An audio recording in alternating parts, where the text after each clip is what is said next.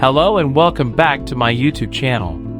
This video is on facts and details on the episode Dark Room. Without further ado, let's get started.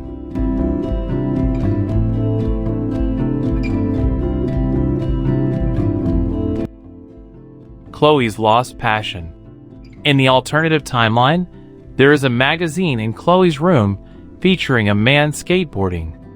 This appears to reference a photo found in original timeline, which features young Chloe skateboarding. This is a subtle callback to Chloe's past love for skateboarding, as seen in the photo of her skating in Blackwell's parking lot, which was taken by William when Max was still in Arcadia Bay. However, in the alternative timeline, due to Chloe's accident, she can no longer skateboard, making the magazine a sad reminder of what she lost. Who is Aaron Price? If you go to Chloe's old room, you can find a letter from a person named Aaron Price. But who is this man? Aaron Price is William Price's younger brother and Chloe Price's paternal uncle. From the letter, we learn that he lives in Salt Lake City and he works in construction or a related field, as he mentions being sent to Salt Lake City to oversee a new parking lot. This suggests he holds a supervisory or managerial position in a construction or urban development project. Aaron Price's letter to his elder brother in the alternative timeline reflects a distant yet caring relationship. He apologizes for not staying in touch, citing work obligations that have taken him to Salt Lake City. He expresses regret for not being able to send more financial support, hinting at both his own struggles and William's difficult situation due to Chloe's medical expenses. Despite the distance, he shows affection by asking William to pass on his love to Joyce and Chloe, and he hopes to visit in the spring, offering a glimmer of support amid their hardships. Who is Megan Weaver? In the original timeline, Rachel was Chloe's best friend and possible love interest. But in the alternate timeline, Chloe has no connection with Rachel. However, there was someone else who might have taken her place. In Chloe's room, you can find a postcard sent by someone named Megan Weaver. Megan was Chloe Price's close friend in the alternative timeline.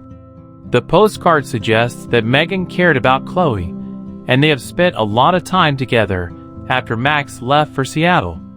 However, following Chloe's accident that resulted in her paralysis, their friendship became strained, with Chloe expressing feelings of abandonment by Megan. This is evidenced by the postcard Megan sends to Chloe, apologizing and offering support, which Chloe later dismisses, suggesting Megan became too cool for school. In the original timeline, the name Megan appears on one of the red folders in the dark room, implying she was a victim of the dark room conspiracy.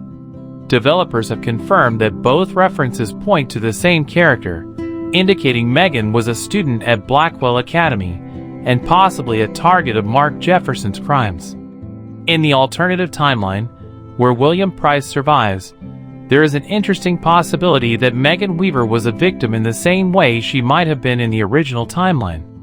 Since the Prescott influence and dark events at Blackwell wouldn't have changed just because William survived, Megan could have experienced something traumatic that led her to stop attending school and distance herself from Chloe. If she was a victim, it would make sense why she pulled away.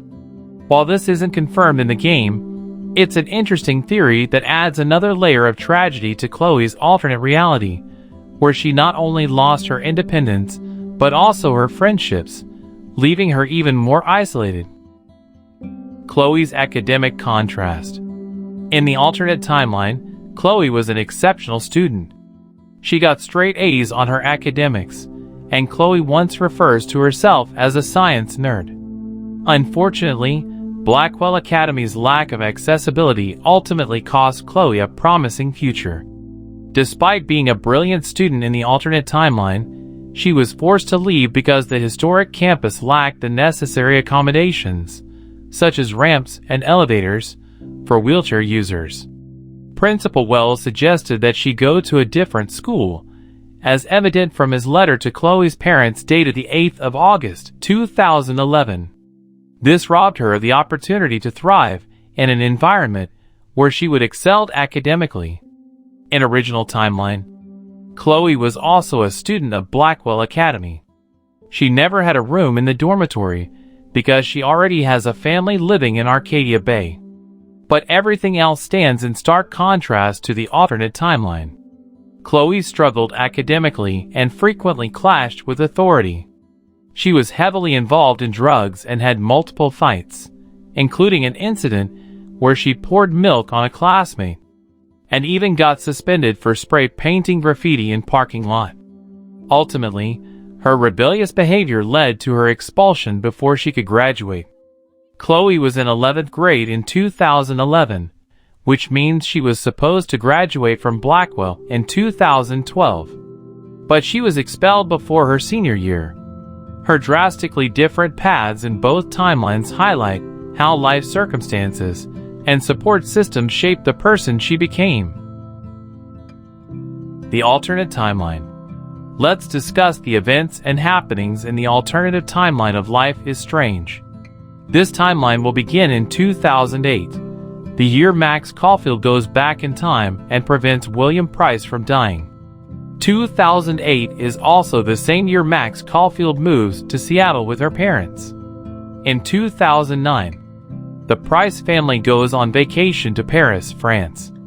The Price family attend a carnival together in same year. Thursday, March 11, 2010, William gave Chloe a car for her 16th birthday. Same year on month of May 22nd, Chloe is a regular student at Blackwell and a straight-A student at Blackwell Academy. In 2011, Chloe is paralyzed in a car accident. In this year, the Price family falls into debt due to their daughter's expensive medical treatments. Around this time, Max sends Chloe letters. She talks about her friendship situation and hopes things will change soon. In 8th of August, 2011, Principal Wells wrote a letter to Price family. Due to the lack of disability access available around the campus, Chloe won't be able to attend Blackwell anymore. In 2013, Max enters the altered timeline in front of Blackwell Academy. She learns that in this altered timeline, she is no longer the same person. The alternative life of Max as part of the Vortex Club is involved with taking recreational drugs and partying, as well as being somewhat inconsiderate towards her parents. Max even dresses differently in this timeline, and is treated by Victoria Chase as the new queen bee on campus. Max learns that Warren Graham and Stella Hill end up dating, and that David Madsen is no longer security on the campus, but becomes a bus driver for Blackwell instead. Beached whales can be seen on the beach, showing that the meteorological anomalies still happen in this timeline. Max is greeted at the front door of the house by William Price, and meets Chloe, who is now a quadriplegic in a wheelchair. She and Chloe venture to the beach to discuss the past, and to catch up. She and Max hang out all night, and watch Blade Runner together. Max falls asleep, while Chloe ends up staying awake all night, despite the two joking that the opposite happened in their childhood. The next morning, Chloe asks Max to end her life. Being in considerable pain every day, and witnessing the toll her illness has taken on her family, Chloe begs Max to end her suffering, leaving her with their time together as her last good memory before her death. Max then returns back to 2008 and prevents the changes she made previously, burning the photograph and letting William leave the house. She then returns back to the original timeline. Hot scene at Vortex Party. When Max enters the VIP section of the End of the World party, she can notice a couple in the dark, hidden behind one of the lane reels. If she stands nearby for long enough, she can listen to their secretive conversation. Stop. Come on, me. Tickle, stop it. It's okay. Hey, it's okay. Just relax. Someone's gonna see us. Come on, just, hey, I'm not gonna hurt you. Hey. Back to hideout. When the girls return to the junkyard at night, Max can enter the hideout instead of following Chloe. If she decided to add her name to the graffiti earlier, both Max and Chloe's names will be circled and have the words "You're all gonna die" written in red. Rachel was here is now vandalized to Rachel is here.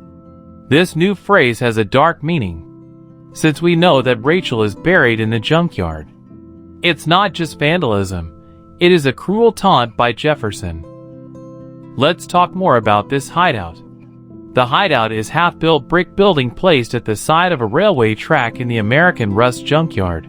The door is missing and the roof is incomplete with some slate and wooden planks. The walls are covered with graffiti and posters, showcasing Chloe and Rachel's dream of going to Los Angeles one day, which is also signified by this graffiti. There is another graffiti, "La La Land" this way next to the window.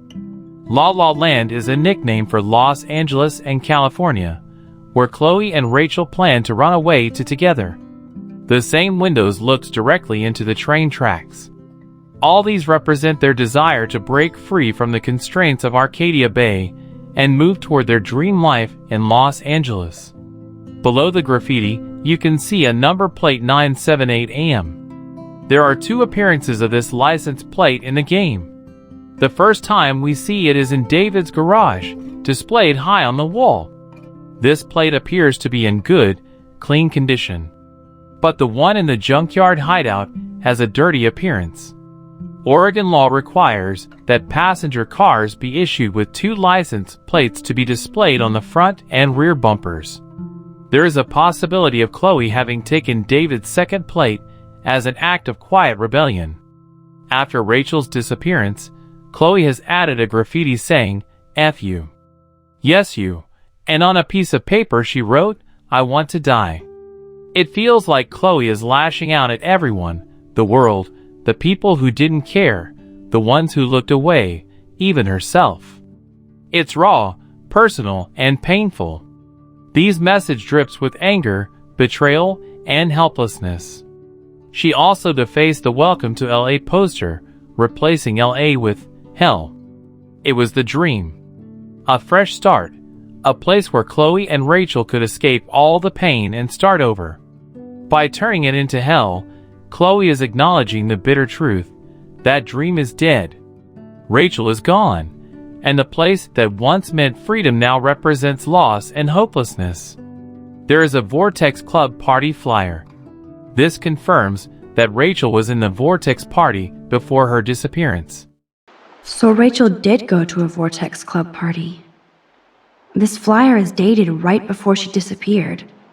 There is photo of Rachel and Chloe together on a bench beside the empty pizza box. This hits Max hard because it's a powerful symbol of everything she missed out on. They really were besties. That could have been me instead of Rachel. There is a mixtape Chloe made for Rachel. Rachel songs. I wonder if Chloe would ever make me a mixtape. There is a friendship bracelet with letter R and C. That kinda hurts. Max's reaction is not about jealousy in a petty way. It's more about loss and guilt. Max realizes how deep the bond between Rachel and Chloe was, and it makes her question whether she still has a place in Chloe's life the way she used to. It's one of those quiet, but emotionally loaded moments where the game lets you feel Max's internal struggle without her having to say a word. There are symbols of fish drawn on the wall, possibly foreshadowing the whales that we see washed along the shore in alternate timeline. Other items include a dartboard, with a scorecard showing Rachel was winning the game, a makeup kit, which was likely used more by Rachel. A big yellow carpet with an image of an elephant between 2 palm trees hangs in front of the spool table. And those were some lesser-known details, hidden clues, and interesting moments you might have missed from episode 4. If you have any feedback or suggestions on how I can make these videos better in the future, feel free to share, and if you haven't seen the previous 3 episodes yet, please do give them a watch.